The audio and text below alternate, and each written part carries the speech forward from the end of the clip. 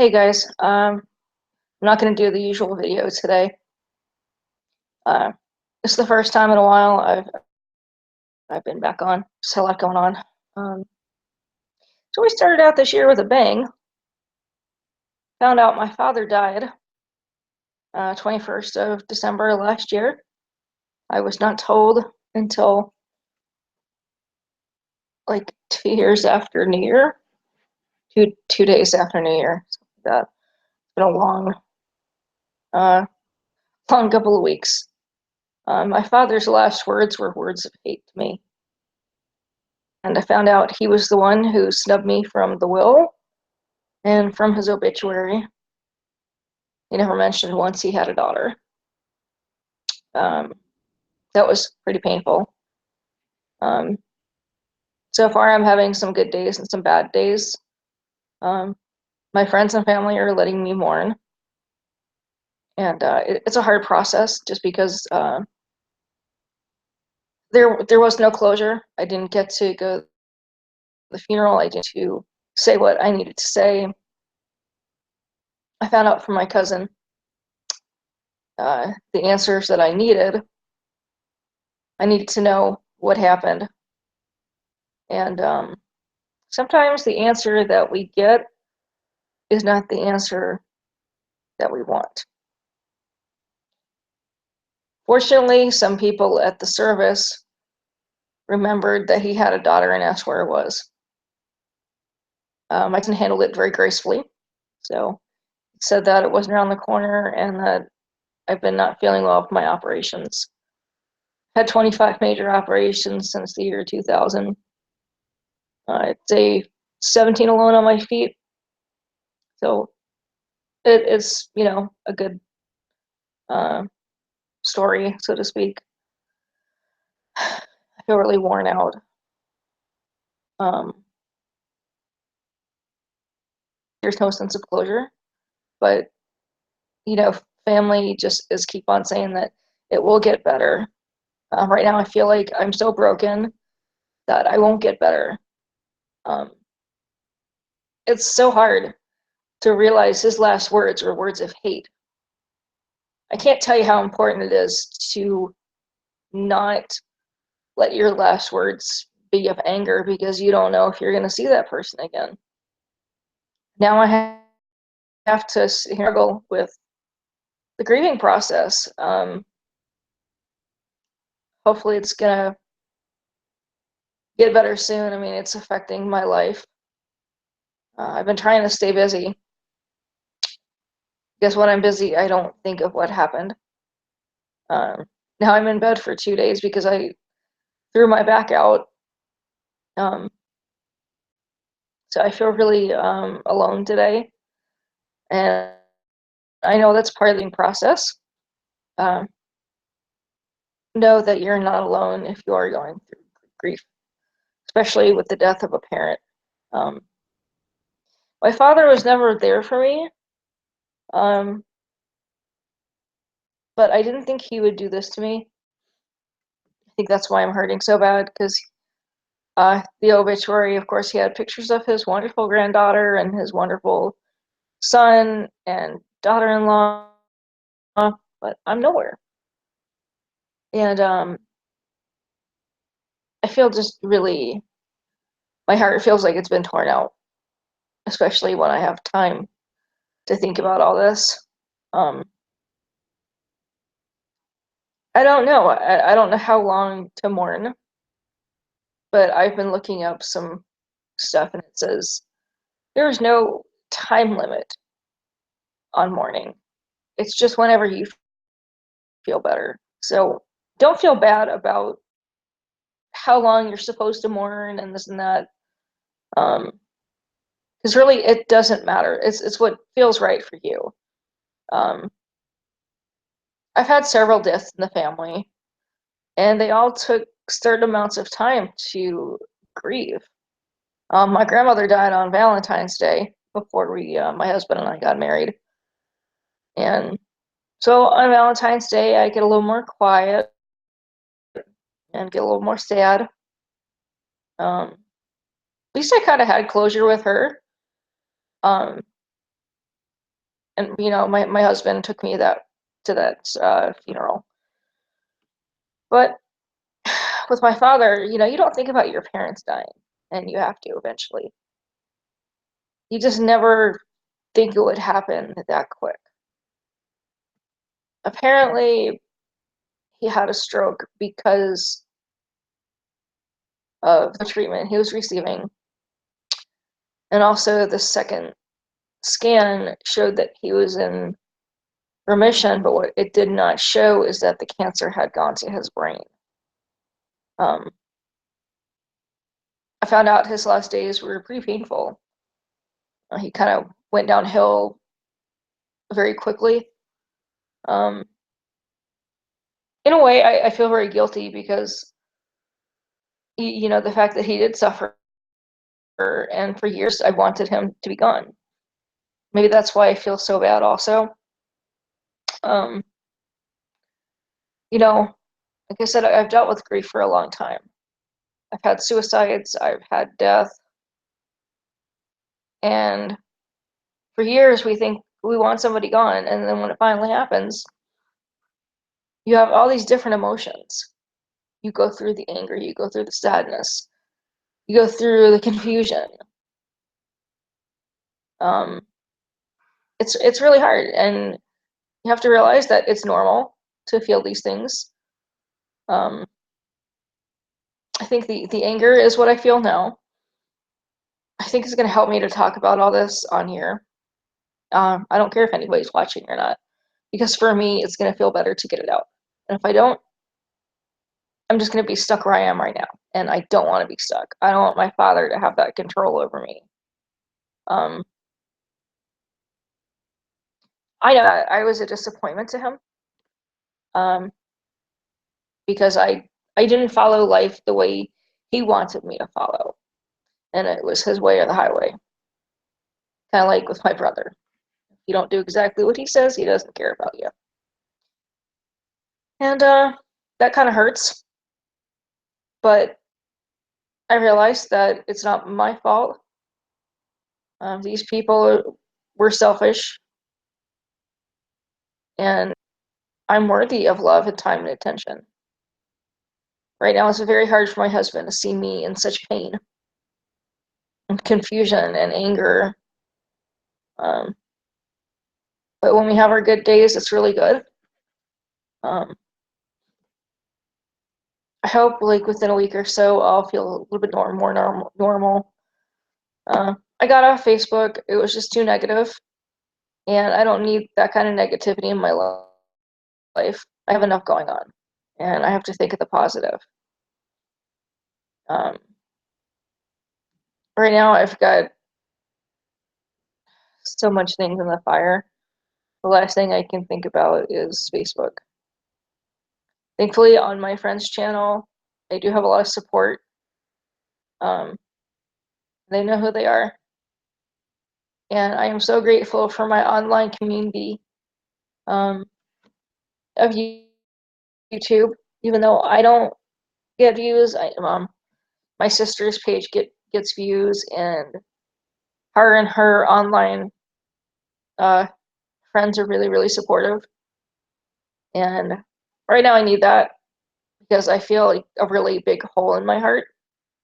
Um, my mom tries to understand, and she calls me just about every day. And she can tell when I'm down, and tries to get me think about other things. I wish it was easy to say it's going to go away, but it never goes away. It just gets better with time. But you always have that hole in your heart. Hopefully, that won't last forever either. Um, I need to feel whole. I don't feel. I'm trying to find the right words. I don't whole, I guess, right now, and it's okay to feel that way because you go through so much. Um, I think if I had been able to say goodbye and see him it would be different. Um, he got cremated, so there's not even a body, not even a grave. That really sucks because I want to say goodbye. Just the closure. And to know that I was so outcasted doesn't feel good. That's why I know eventually I have to forgive him for being that cruel. And that hurts. I'm so hurt. Um, I haven't really let myself break down yet because this is, you know, I spent a week having a hostess cupcakes in bed, you know, confused and sad.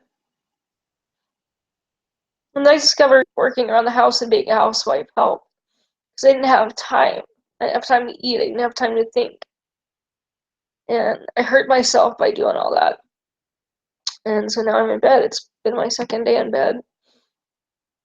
And I don't like thinking. I don't like having time. I guess God knows that I need time and He's making me settle down so I can come to terms. Right now, I'm not on the best terms with God. Um, this whole thing has really shaken my faith to the point I'm wondering, why does God let certain things happen? My grandfather called me the other day, and he can relate because his father and him had a fight before the father died, and he really understands. But he said I need to eventually forgive my father and forgive myself, and kind of go on from there. My grandfather is a very wise man. We adopted each other 3 years ago. I was going through a very, very hard time, and I didn't believe in anything anymore. No heaven, no hell. I was pretty dead inside. And my mother and I always went to this certain restaurant after doctor appointments. And I was really, really suffering that day. And he asked to pray for me. Two things happened. When he touched my boot, my air cast, I was so cold, but his touch went through the air cast. I felt really warm on my leg and foot. Um, then, as I got up to go to the bathroom, he asked to pray for me again, and this time he called me something that only my grandparents ever got away with calling me. I hate the name Mandy, and and in his prayer he called me Mandy. And as he finished, I said, "How did come up with Mandy?" He said, "It just felt right." And I said, "Only my grandparents actually called me that." And I said, "My grandparents are gone. I mean, I have no grandparents left." And I said, "Will you be my grandpa?" And he says, "Only if you'll be my granddaughter." And the rest is history. He's on dialysis. I call him like every other day. I try to. And he visited me in the hospital when I was really sick before I had surgery. He's been a really wonderful man. It just goes to prove that blood isn't always family and family is not always blood. I am the crazy white sheep of his family. He's from Trinidad. So I can't be the black sheep, so I'm the white sheep. And I'm very thankful for him. And I'm thankful for my brothers and my sisters that are not blood. because they actually love me and accept me for who I am. Perhaps if my father accepted me the way I was, then things would have been easier for closure. Uh, when people don't have closure, it takes a long time for the grieving to cease. Like I said, I've been through suicide, I've been through death, natural and otherwise. Um, Suicide is really hard too. When I was 17, um,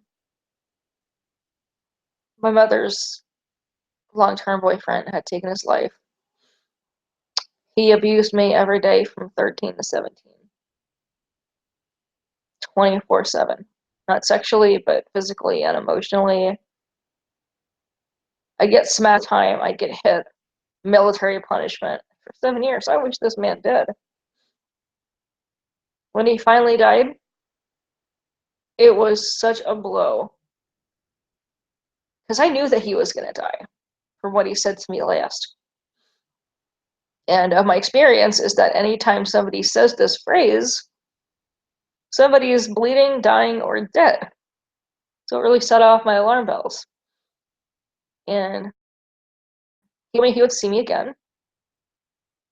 Only I didn't know that it was going to be in death. Because a week after he died, I was asleep and I felt a presence, and it was him. And all I saw was his vision, and he said he was okay, that I should be okay too. That one hurt. My grandmother, we were so close that our birthdays were only a few days apart. And when she died, oh God, I felt so lost because I knew that she was dying, and I saw her in the hospice care, and it was terrible. But my grandmother is always around um, in times of distress.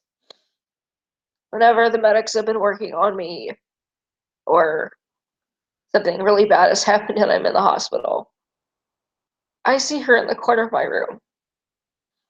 Her spirit is there, and it's really good to know that she's there. You know, I actually did have a seizure, both medical related. And the first time, they said I actually stopped breathing for 3 minutes. I didn't remember. It was very peaceful, though. I had drifted off to sleep, and my mom said it was the scariest thing she'd ever seen. When your baby stops breathing, you know, I imagine that's hard for any parent. And I woke back up, they revived me, and the second time my husband actually saved me. He wasn't feeling good, so he called into work. And I had just had another surgery, so I was in bed. And he said all of a sudden I just started spazzing, and my eyes were rolling back in my head the whole night. And he grabbed me because I was just about to fall off a 5 foot high bed. And I might not be alive today if it's not for my husband, because I was inches from hitting that nightstand. And he dragged me down to the floor. And the next thing I know, he's on, over me, saying, "No, thank God she's alive." So he told me that I had another seizure and that I needed to be on the floor because I didn't know what was happening. So I know I've got people who love me. This has been really hard. I feel so lost, knowing my father hated me that much. I guess my biggest revenge to him will be moving on, though, and not letting it affect me the rest of my life. I'm gonna have a great year. I know so many great things that are happening this year.